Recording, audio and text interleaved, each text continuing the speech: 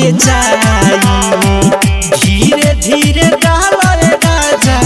भीतर ले जाई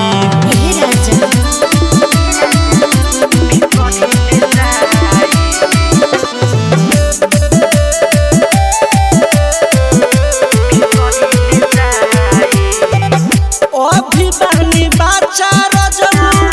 दिल जानी तुहरी कुछ दिन बना के राखी हमारा से दूरी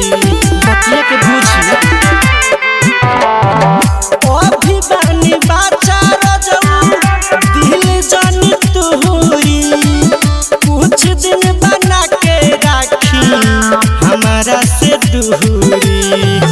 चाहता जानी होठावा से ओठावा सटाई धीरे धीरे डाले राजा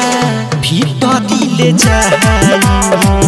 धीरे धीरे डाल करे जा भीतर ले जाई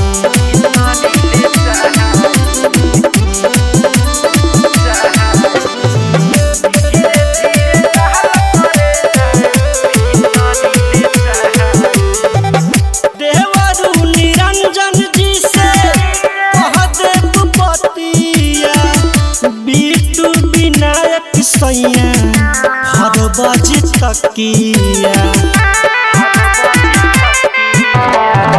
देवरू निरंजन जी से कह देव पतिया बीटू विनायक सैया हर बजे तकिया रहबत की हमारा के देव मुहाई धीरे धीरे डाले राजा भीतर ले जाई धीरे धीरे डाल करे जा भीतर ले जाई जान ले बका।